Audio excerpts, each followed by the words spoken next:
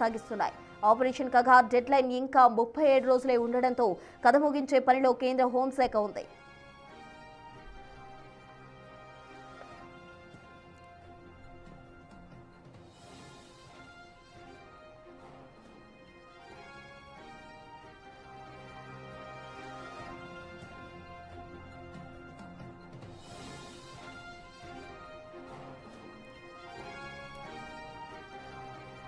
మొత్తంగా మావోయిస్ట్ ఉద్యమం ముగింపు దశకు చేరుకుందని చెప్పుకోవచ్చు. ఎందుకంటే తాజాగా దేవ్జీ ఒక కీలక నేతగా కూడా మావోయిస్ట్ పార్టీలో ఒక సీనియర్ లీడర్గా కూడా వ్యవహారాలు సాగిస్తూ ఉన్నారు. తాజాగా ఆయనతో పాటు రాజిరెడ్డి ఇద్దరు కలిసి ఎస్ఐబి ముందు లొంగిపోవడం జరిగింది. దీనికి సంబంధించి తాజా అప్డేట్స్ అందించేందుకు మా అసోసియేట్ ఇంపోర్టెడ్ గణేష్ సిద్ధంగా ఉన్నారు. గణేష్, చెప్పండి, దేవ్జీ లొంగుబాటు ఆ పార్టీకి ఒక బిగ్ షాక్ అనే చెప్పాలి. ఇంకా సరెండర్స్ కొనసాగే అవకాశం కూడా ఉందంటున్నారు. అసలు కంప్లీట్ డీటెయిల్స్ ఏంటి? ప్రకటించిందో మరోవైపు ఆపరేషన్ కగార్ అంటే ఏదైతే మార్చి 31 నాటికి పూర్తిగా భారతదేశం అంతా కూడా మావోయిస్టు రహిత భారతదేశాన్ని నిర్మిస్తామని హోంమంత్రి అమిత్ షా ప్రకటించిన నేపథ్యంలో జరుగుతున్న ఆపరేషన్స్లోన అతిపెద్ద ఆపరేషన్స్గా అంటే ఒకటి ఎన్కౌంటర్స్ చేస్తున్నారు, మరోవైపు పూర్తిగా వాళ్ళ లొంగుబాటుకు సంబంధించిన కార్యాచరణ చేస్తున్నారు. ఈరోజు దేవ్జీ ఏదైతే ఎస్ఐబి ముందు లొంగిపోయాడో అతిపెద్ద కీలకమైన మావోయిస్టు పార్టీకి అతిపెద్ద దెబ్బగా దీన్ని చూడాలి. మరోవైపు ఏదైతే ఆపరేషన్ కగార్ నిర్వహిస్తున్నారో కగార్కి అతిపెద్ద విజయంగా మనం చూడాలి. ఎందుకంటే మావోయిస్ట్ ఉద్యమంలో కీలక నేతలుగా పనిచేసిన వాళ్ళు దేవ్జీ కూడా ఉన్నారు.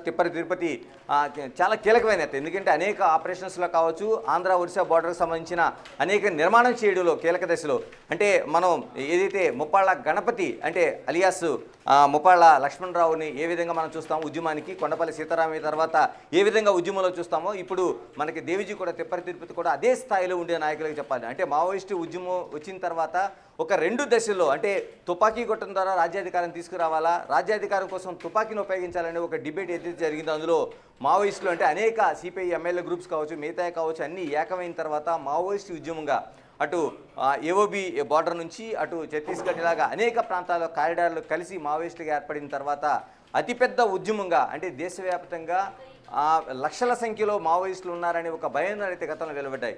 కానీ అలాంటిది ఆపరేషన్ కగార్ అంటే ఉద్యమం అనేక చోట్లకి అటవీ ప్రాంతాలకి ఏదైతే రవాణా సౌకర్యం ఏర్పడడం, అందులో ఉండే వాళ్ళకి గిరిజన ప్రాంతాల్లో ఉండే వాళ్ళకి విద్య వైద్య సౌకర్యాలు ఏర్పడడం, దానితోడు ఉద్యోగ అవకాశాలు కల్పించడం, ఇలాగ అనేక దశల్లో మావోయిస్టు ఉద్యమాన్ని వీక్ చేస్తూ వచ్చారు. మరో ప్రజాస్వామ్యబద్ధంగా అనేక దశల్లో ఎన్నికలకు సంబంధించి నిషేధించిన ప్రాంతాల్లో కూడా ఎన్నికలు తీసుకెళ్లారు. ఇలాగ కొద్దిగా వెళ్తున్న ఉద్యమాన్ని ఆపరేషన్ కగార్ ఏదైతే కర్రిగుట్టలో జరుగుతున్న ఈ ఆపరేషన్ ఉందో దీంతో పూర్తిగా తుడిచిపెట్టుకుపోవడానికి మావోయిస్టు ఉద్యమానికి ఒక ఆరంభమే జరిగిందని చెప్పాలి. ఆపరేషన్ కగార్లో ఫస్ట్ నుంచి కూడా బీజేపీ ఒక స్టాండ్ తీసుకుంది.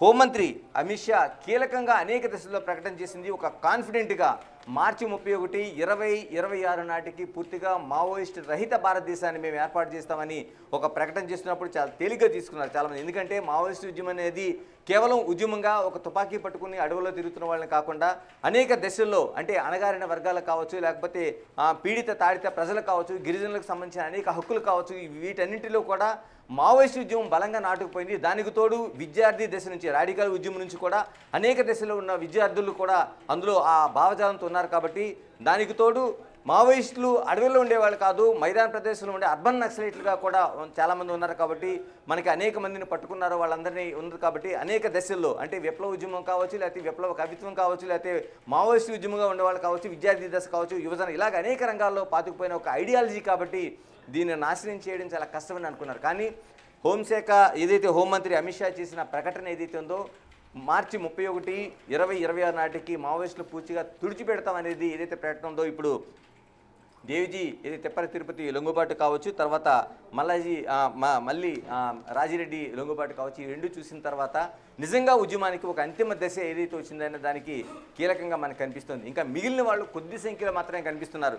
ఎందుకంటే ముప్పాళ్ళ లక్ష్మణరావు అలియాస్ గణపతి ఈ ఉద్యమానికి కీలకంగా ఉండే వ్యక్తి కాబట్టి ఆయన లొంగుబాటు అనేది జరుగుతుందా లేదనేది అతిపెద్ద చర్చగా వస్తుంది. ఎందుకంటే ఇప్పటికే వయసు పైబడింది, 70 ఏళ్ళు పైగా ఉండే వయసు అయింది.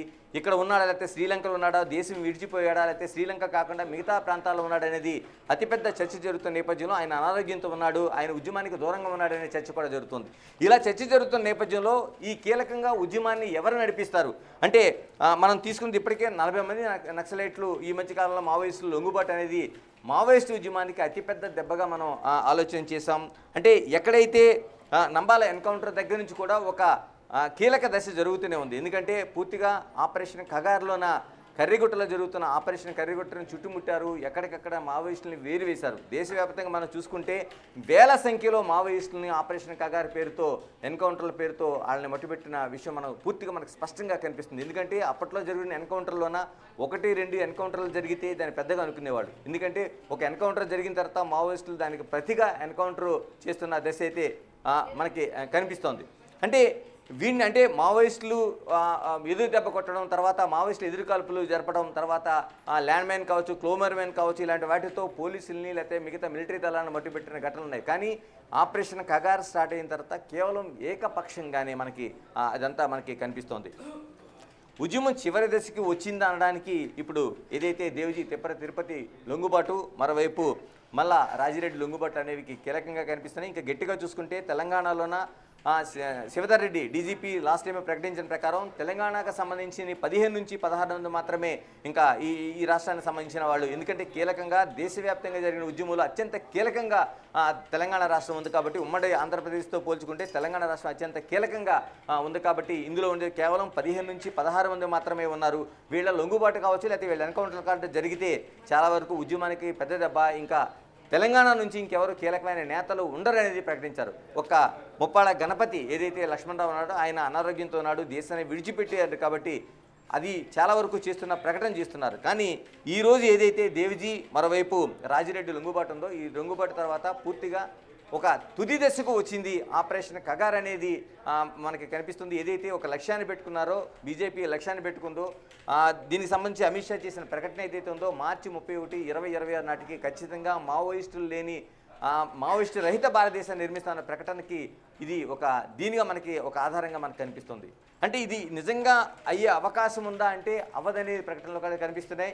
నిన్న కూడా చాలామంది అంటే ఒక కీలకంగా మావోయిస్టు పార్టీకి కావచ్చు, మరి ప్రభుత్వానికి కావచ్చు, ఒక సలహాదారుగా జర్నలిస్టులు కావచ్చు, మిగతా కీలకమైన వ్యక్తులు కావచ్చు, వీళ్ళందరూ కూడా నిన్న ఒక ప్రకటన చేశారు. ప్రభుత్వం మరోవైపు మావోయిస్టులు కూడా కీలకంగా ఒక సమన్వయంతో నడవాల్సిన అవసరం ఉంది. మావోయిస్టులు కూడా ఆ తుపాకీని విడిచిపెట్టి జనజీవన స్రవంతిలోకి రావాలి. ఇది జరుగుతున్న పరిణామాల నేపథ్యంలో ప్రజలకి ఎటువంటి ఇబ్బంది లేకుండా, శాంతి భద్రతలకు విఘాతం లేకుండా జరపాలని ఒక నిన్న కీలకమైన దాదాపు ఒక 6 కీలకమైన నేతలు అటు మేధావులుగా ఉన్న వాళ్ళందరూ విజ్ఞప్తి చేసిన 24 గంటలు ఒక 12 గంటలు గడవక ముందే ఈ విధమైన పరిణామం చోటు చేసుకోవడం కూడా ఒక కీలకమైన అంశంగా చెప్పాలి. నిజంగానే మావోయిస్టు ఉద్యమానికి అంత దెబ్బ తగిలిందా?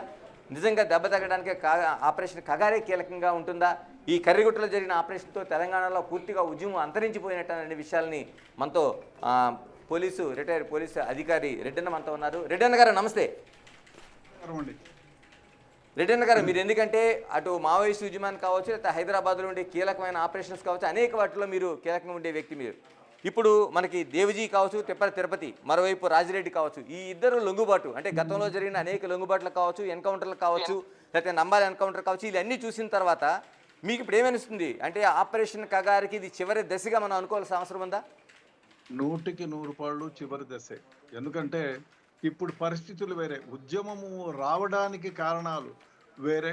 నక్సల్బరీలో ఆ రోజు రావడానికి చాలా ఆవశ్యకత ఉంది. నక్సల్ మూమెంట్ చాలా అవసరం ఉండేది. ఇప్పుడు ఆ అవసరం లేదు. చాలా వరకు కమ్యూనికేషన్ పెరిగింది, రోడ్డు వ్యవస్థ పెరిగింది, అదేవిధంగా విద్య ప్రతి ఒక్కళ్ళకి జరుగుతోంది. కమ్యూనికేషన్లు, రోడ్లు, అదే కాకుండా ప్రజలు చైతన్యవంతులైనారు. ఈ దశలో ఎక్స్ట్రీమిస్ట్ ఆర్గనైజేషన్ అవసరం అంటూ తగ్గిపోయింది.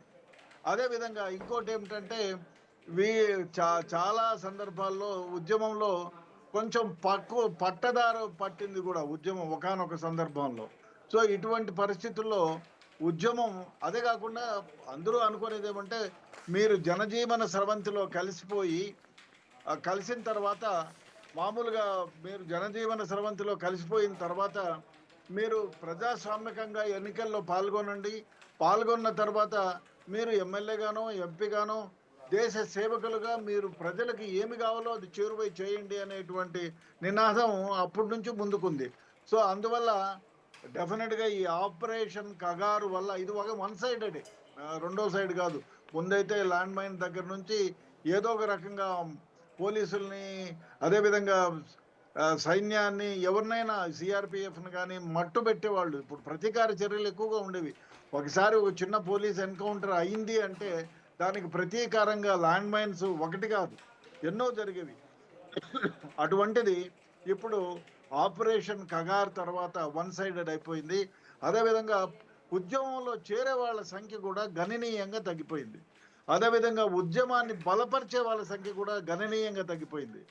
ఉద్యమము అవసరము చాలా వరకు తగ్గిపోయింది. అందువల్ల ప్రజలు ఒక రకంగా ఉద్యమం వైపు ఆకర్షితులు కావటం లేదు, ఉద్యమంలో చేరటం లేదు. అదేవిధంగా ప్రజలకు కూడా ఉద్యమం యొక్క ఏమైతే అవసరం ఉందో అది చాలా వరకు అవసరం లేకుండా పోయింది. దానికి కమ్యూనికేషన్ వ్యవస్థ, ఇప్పుడు మీకు ఏదైనా అన్యాయం, ముందు కాలంలో అయితే 30 ఏళ్ళ 40 ఏళ్ల క్రితం అయితే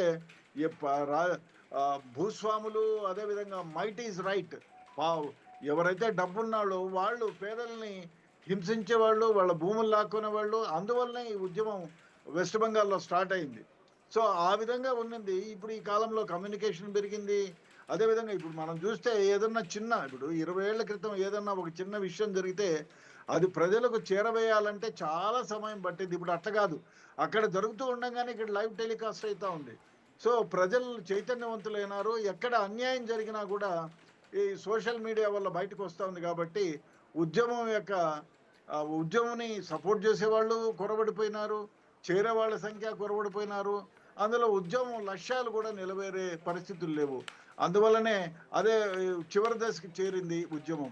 అందువల్లనే తిరుపతిగా అలియాస్ దేవ్జీ కానివ్వండి, మల్లాజీ రెడ్డి అలియాస్ సంగ్రామ్ కానివ్వండి, నరసింహారెడ్డి కానివ్వండి, వీళ్ళంతా ఇప్పుడు ఉన్న ఉద్యమంలో ఉన్న కీలక నేతలు. వీళ్ళే సరెండర్ అయిపోయిన తర్వాత ఇంకా ఉద్యమాన్ని నడిపే వాళ్ళు ఎవరు, ఉద్యమంలో ఉండే వాళ్ళ సంఖ్య కూడా చాలా వరకు తగ్గిపోయింది. రెడ్డన్ గారు, ఎందుకంటే ఇప్పుడు కేంద్ర మావోయిస్ట్ పార్టీ సెక్రటరీగా అంటే అత్యంత కీలకమైన బాధ్యతలో తిరుపతి ఏదైతే దేవ్జీ ఉన్నారు కాబట్టి, అంటే పూర్తిగా దేవ్జీయే లొంగుబాటు తర్వాత మిగతా ఉండిపోయిన వాళ్ళు ఏదైతే ఇంకా ఒక 300 మంది వరకు ఉండే అవకాశం ఉంటుందని ఎస్ఐబి లెక్కలు కావచ్చు, అయితే పోలీసు లెక్కలు కావచ్చు వేస్తున్నారు. అంటే వీళ్ళందరూ కూడా ఇంకా అంటే మలిదేశ ఉద్యమాన్ని అనుకోవాలి, అయితే అంతరించిపోయిన ఉద్యమం అనుకోవాలి, దీన్ని కొనసాగించే అవకాశం ఉందా? ఎందుకంటే పార్టీ కేంద్ర కమిటీకి సంబంధించిన కీలకమైన సెక్రటరీ లొంగిపోయాడు దేవ్జీ. ఎట్టి పరిస్థితుల్లో ఈ ఉద్యమం ఇంకా కొనసాగదు. ఎందుకంటే ఉద్యమాన్ని నడిపించే యోధులు లేరు. ముఖ్యంగా రాజు లేనిదే సైన్యం ఎప్పుడూ సరెండర్ అయిపోతుంది. సో తిరుపతి లాంటి కానీ, మల్లాజీ రాజిరెడ్డి కానివ్వండి, ఇట్లాంటి అగ్రనేతలే లొంగుబాటు తరపు పోతే ఇంకా చిన్న చితకోళ్ళు ఎవరు ఉంటారండి? వాళ్ళు ఆల్రెడీ పోయి చేరిపోయి ఉంటారో, లేదు మేము అసలు ఉద్యమంలో లేనని జనజీవన స్రవంతిలో కలిసిపోవడమో జరుగుతుంది. ఎందుకంటే ఉద్యమం రాజు లేనిదే సైన్యం ముందుకు పోలేదు. ఊహలు రచించాలన్నా, వీళ్లకు 10 రకాలుగా ఆదుకోవాలన్నా, ఫైనాన్షియల్గా కూడా వీళ్ళకి తోడ్పాటు ఉండాలన్నా డెఫినెట్గా ఒక ఉద్యమ నాయకుడు ఉండాలి. అది కొరబడినప్పుడు ఉద్యమం